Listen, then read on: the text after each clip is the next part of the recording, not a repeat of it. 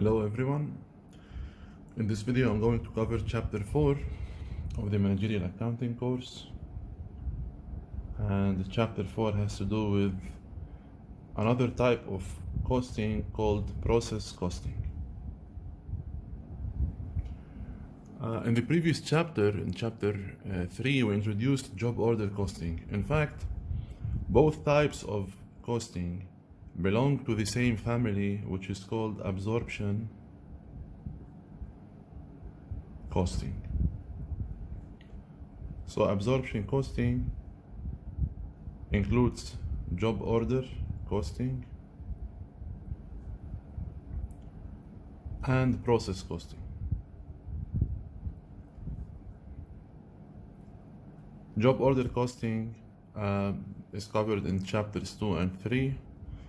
Process costing will be covered in this video, which is chapter 4.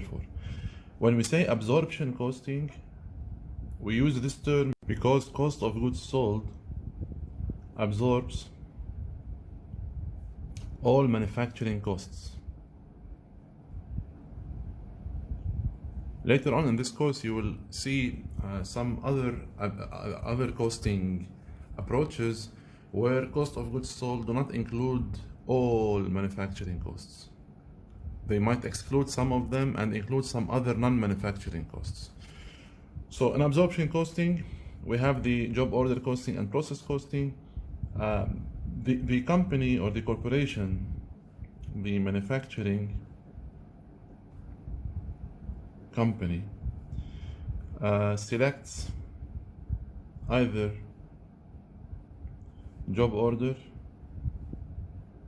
costing or process costing depending on the nature of its production or of its production process. Usually we use job order costing when we are dealing with unique products that might be customized or that are manufactured upon request. However, when we're dealing with process costing, we have an ongoing process of production with homogeneous products. So job order costing, to summarize the differences between both types of absorption costing and process costing. In job order costing, we're dealing with different products or heterogeneous products, and usually they are based upon customized orders. On the other hand, in process costing, we are dealing with homogeneous products that are similar to each other and a continuous production process.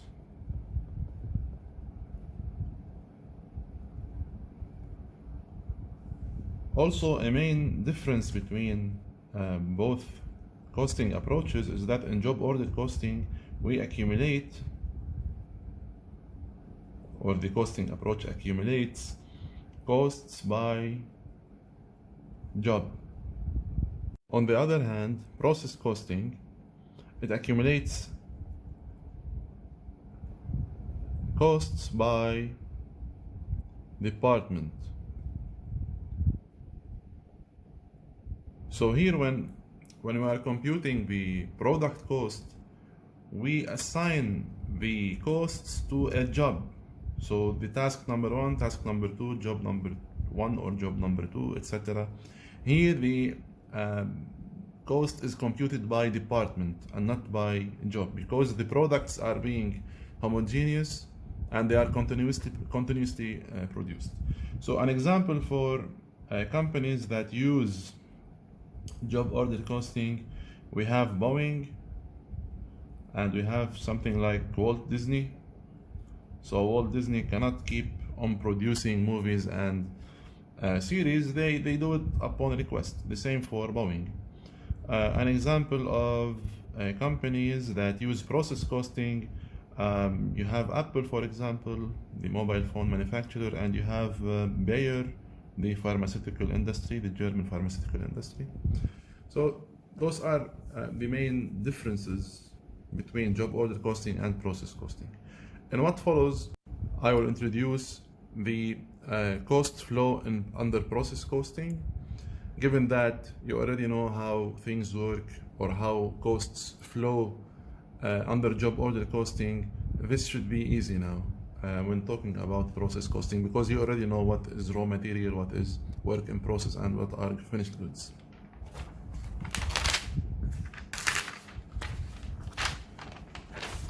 Okay. So,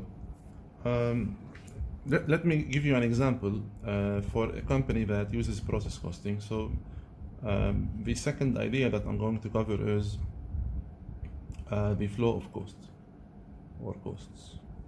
The flow of costs under process costing.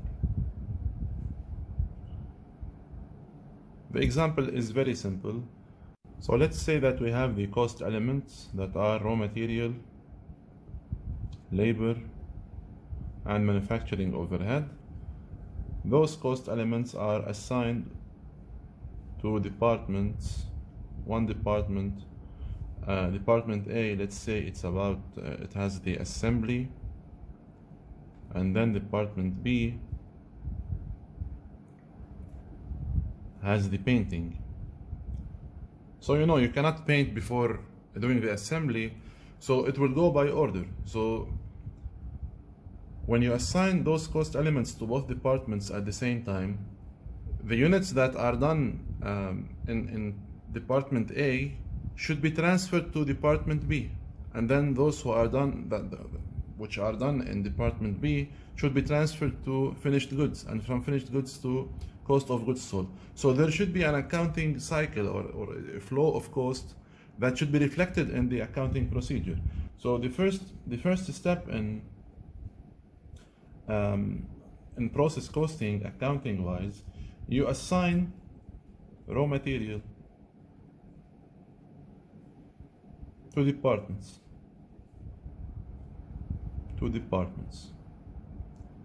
So basically here what you are doing is that you are deducting from raw material or decreasing or transferring from raw material some value, and it's being transferred to department A and department B. Here you need to mind something, that when we say that we're transferring from raw material to departments, when this raw material enters the departments, they become work in process because the processing has started. So work in process department A, work in process department B, just like we did in job order costing, where we transferred from raw material to work in process. In step 2, we will add to work in process in departments A and B the direct labor. So assign labor cost to departments.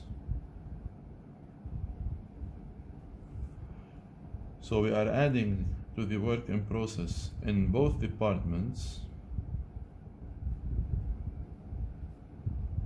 from salaries payable, which is the labor cost. Then we will add the third component of the cost in step 3, which is the manufacturing overhead. So assign manufacturing overhead to departments. Again, we will have WIP or work in process for department A, work in process for department B, and manufacturing overhead. Remember that this manufacturing overhead is always the applied one and not the actual. At the end of the accounting cycle, we reconcile both numbers, as we did in the last, in the most recent session, or in the last session. Now, given that both departments include the three components of the cost, material, labor, and manufacturing overhead, we will transfer whatever is done processing from department A to department B. So in step 4, transfer from department A, which is the assembly, to department B, which is the painting. Okay, so it's by sequence. So department B, the work in process of department B, is receiving from the work in process of department A, whatever the amount is. Then in step 5, when we're done processing in department B, we will transfer whatever we have finished goods from department B to the account of finished goods. So the work in process in department B will go down and finished goods will go up. So finished goods will receive all units that are done processing from the work in process in department B, whatever the amount is as well. So here we are transferring, or transfer finished goods from work in process from department B to finished goods. Okay? Then in the last step, this is step number 5, I had it as 4. In the last step, we are expected to sell. So when you make the sale, step number 6, make the sale, you will have cost of goods sold, and finished goods will decline in value as an account. Okay, this is the flow of cost for the process costing within departments, and using the three components of the costs, or elements of the costs. And here we are incorporating raw material, work in process, and finished goods. Now moving to the third part of this chapter, the third and the last part of this chapter, where we'll be doing the process costing computations for financial reporting purposes. For financial reporting.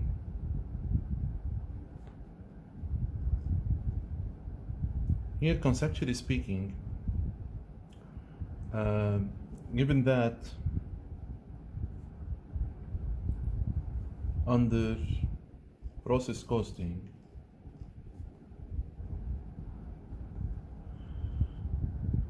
units of production are transferred from one department to another.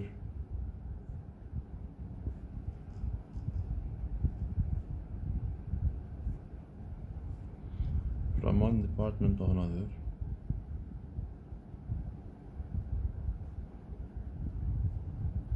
And this is unlike the case of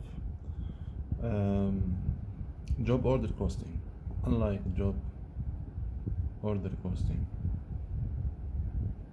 So when we are transferring from one department to another, at the end of each accounting cycle, let's say that we close our accounting cycle at the end of each month, we need to know exactly the value of, or the value of the cost of ending inventory and the cost of completed units. So what is the value of the units that were transferred from department A to department B, and what is the value of the ending inventory that remained in department B. So given that under process costing, units of production are transferred from one department to another, unlike job order costing, which assigns costs to the job itself, here we will always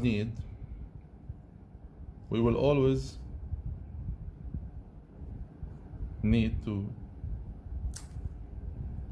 compute two things: the value or the cost of units transferred out. When we say transferred out, those units are done in the production of in Department A and were transferred to Department B.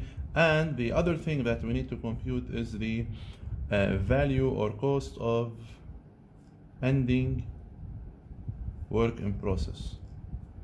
So when we say cost of ending work in process, we're talking about units left in Department A.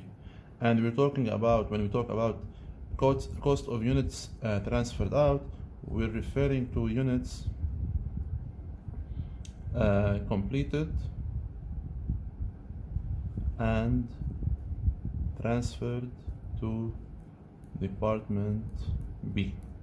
Okay? Now, before I start, there's a concept in accounting or managerial accounting or cost accounting called equivalent units. The concept is very simple. If you have for example, 900 units completed and 400 units that are partially complete,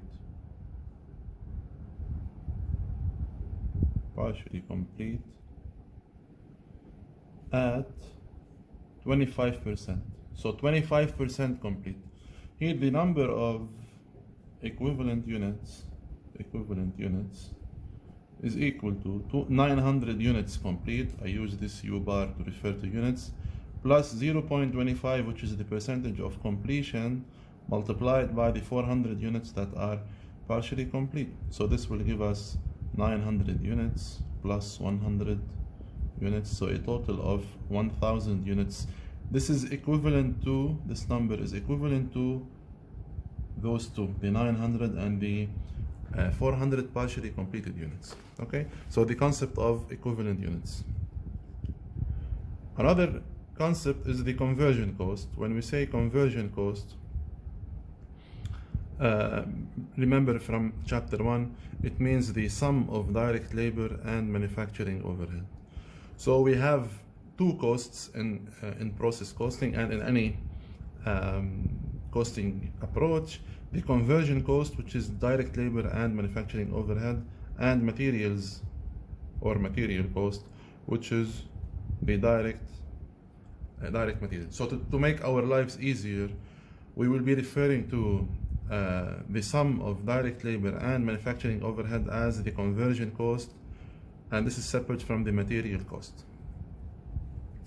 Now, the example says, always before I start with the example, always keep in mind that we are after computing two things: the cost of the units that were completed and transferred out from Department A to Department B, and the value or the cost of the ending work in process that were left in Department A. Those are needed to be reported in the balance sheet for financial reporting purposes. Now the example says,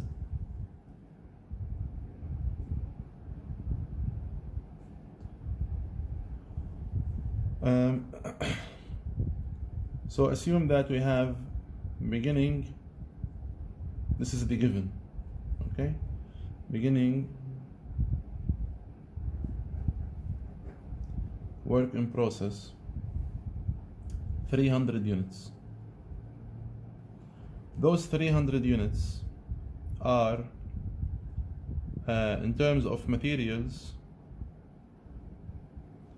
they are 40% complete, and the cost for this material is $6,119. In terms of conversion, the 300 units are 20% complete, and the cost of this completion is $3,920. Now you might be wondering, how come we have those numbers given, although we are trying to compute the cost of ending work in process in department A. Remember that at the beginning of the cycle, those numbers were the ending work in process just one day before.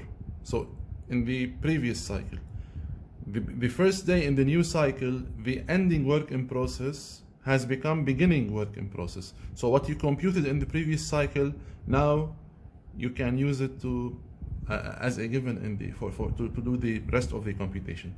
So this is the first piece of information we're given. Then the example says that the production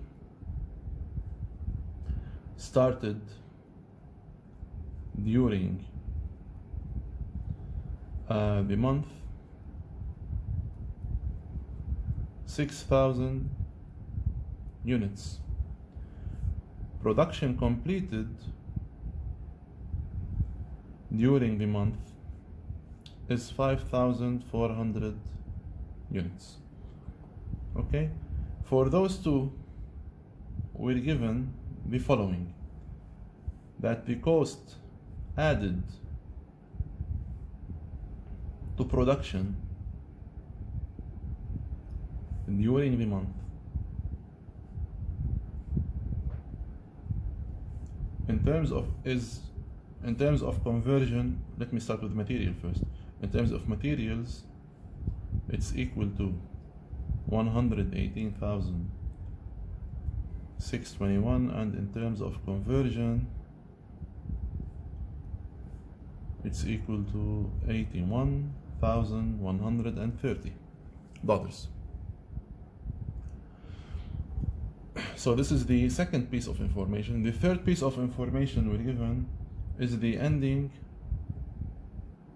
work in process, 900 units. In terms of materials, they are 60% complete, and in terms of conversion,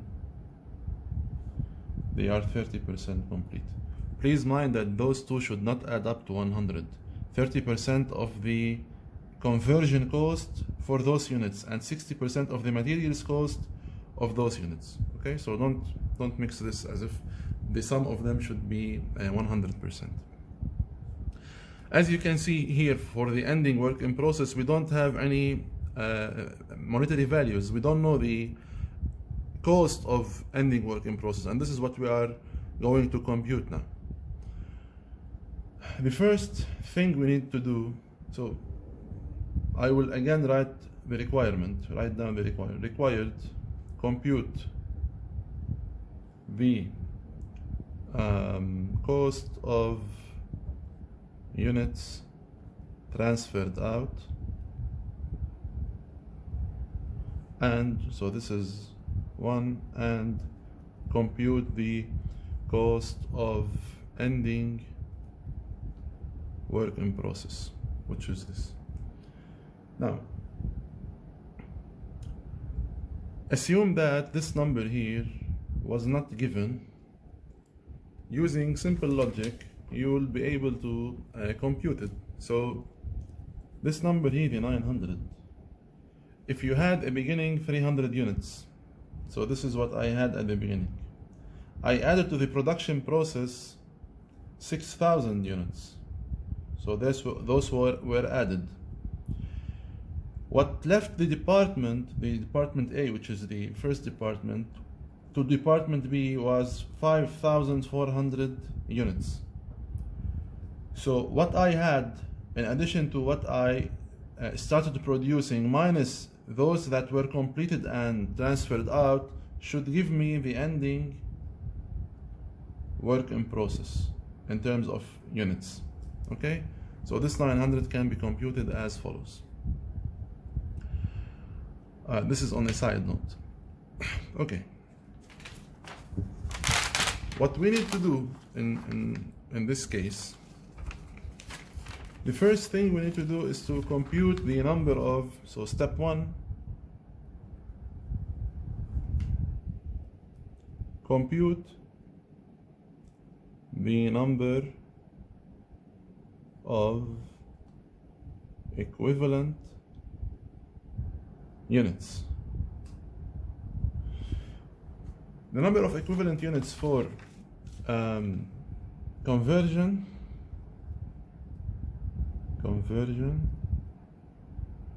and for materials. Let me start with materials first, just to maintain consistency.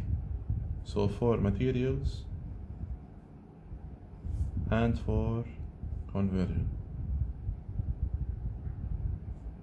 For materials, those that were transferred out 5,400 units plus the 900 units that remained in the ending work in process multiplied by 60%. And this was given over here, the 60% multiplied by the 900 units in addition to those that were transferred out. In terms of conversion, those that were completed, which is the 5,400 units, plus 900 units multiplied by the 30%. So 30%. Here I will have 5,940 units, and here we will have 5,670 units.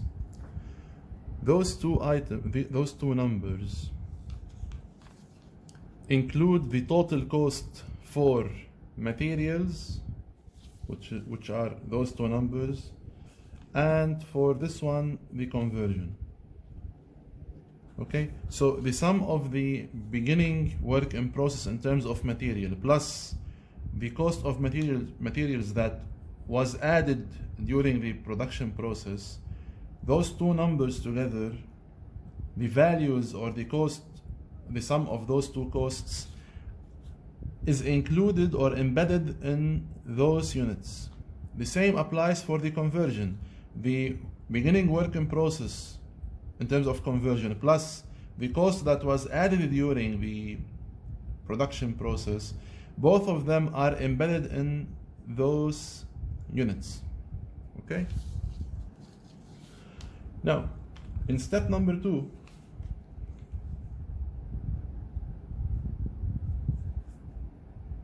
we will compute the cost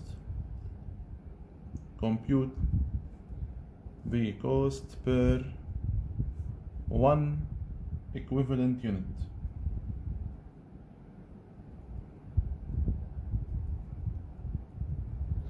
Again, in terms of materials, the average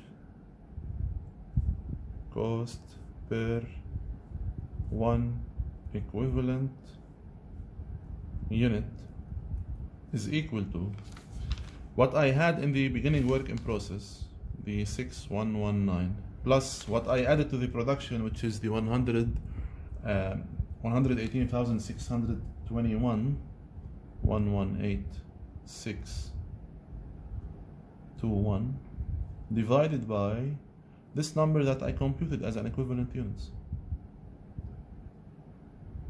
40 units. So this will give us $21. So the cost of each equivalent unit on average in terms of materials is $21. Now do the same for conversion. So for conversion, average cost per one equivalent unit is equal to what I had in the beginning work in process, which is 3,920, plus the value that was added to production, which is 81,130, divided by the number of equivalent units, which I computed. And this is equal to $15. Okay? Therefore,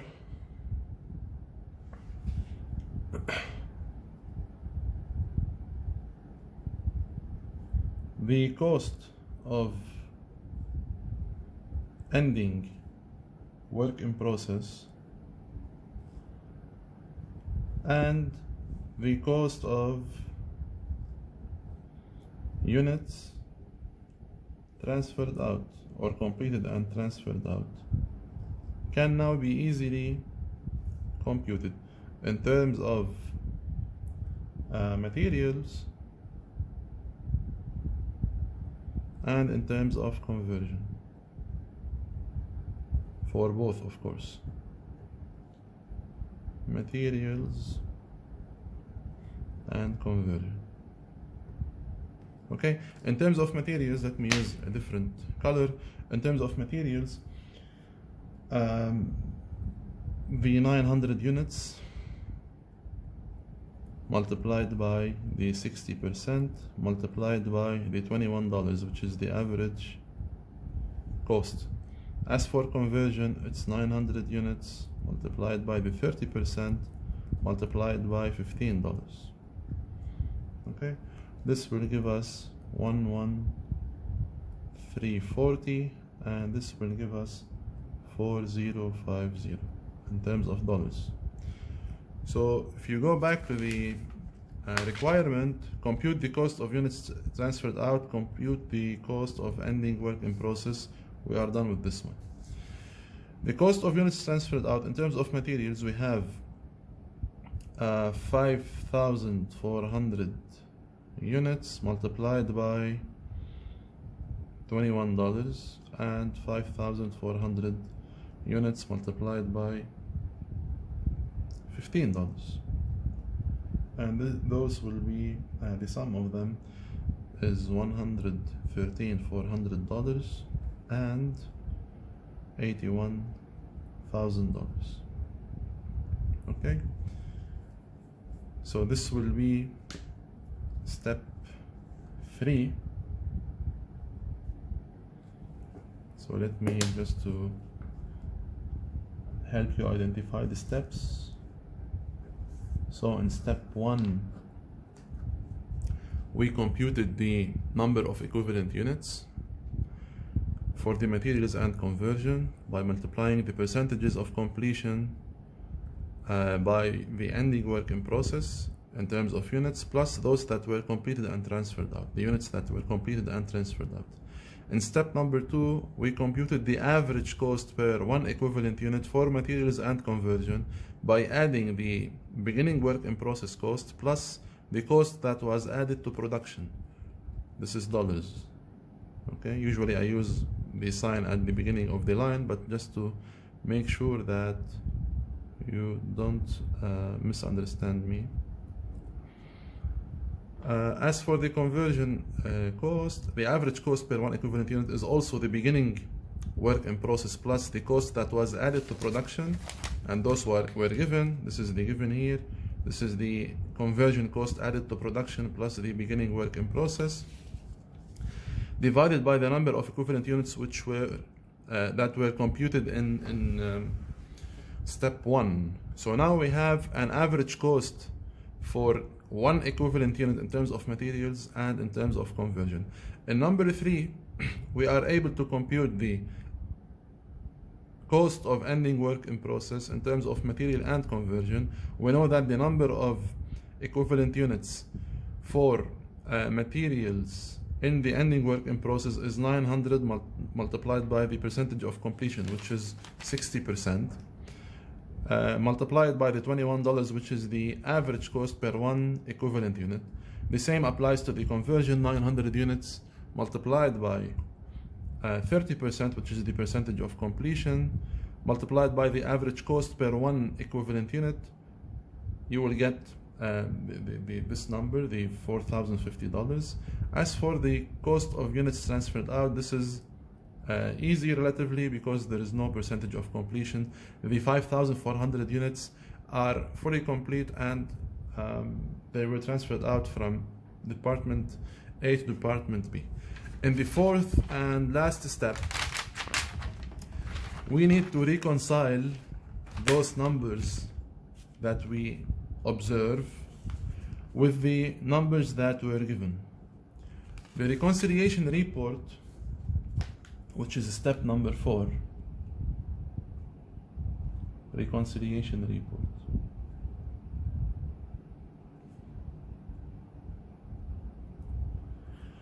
In the reconciliation report, You should have the cost of work in process beginning plus the cost added to production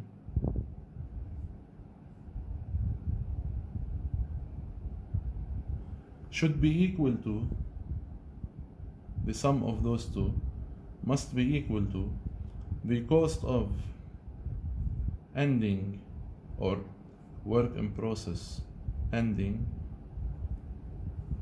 plus the cost of units transferred out or completed and transferred out. The cost of work in process beginning, this is given. So those two numbers, the first two lines, are given, or actually not only given, you know them from the previous accounting cycle. So those two are given, and those two are computed. We computed them in step 3. So here all you need to do is to show that the cost of work in process, which is the beginning,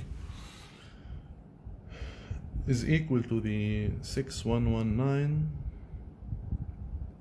which was given here, plus the 3,920, and this is equal to $10,039.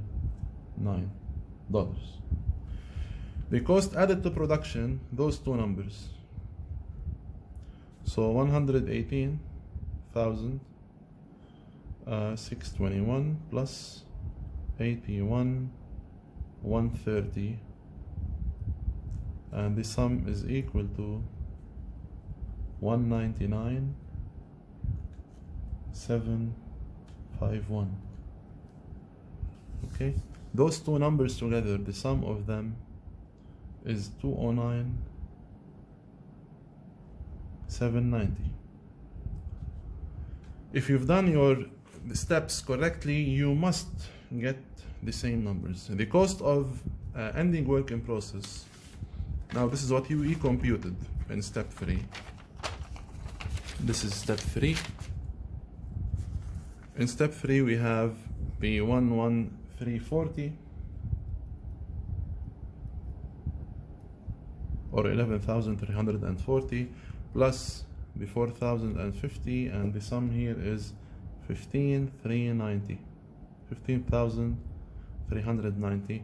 Those that were transferred out, we have $113,400 plus the $81,000. The sum of them is $194,400. If you sum those two, you will get also 209,790. Now we have reconciled the sum of beginning work in process and the cost that was added to production with the cost of ending work in process and the cost of units that were transferred out. So those two numbers, when they are equal, it means that we've done our job properly. This is everything for chapter 4. Thank you.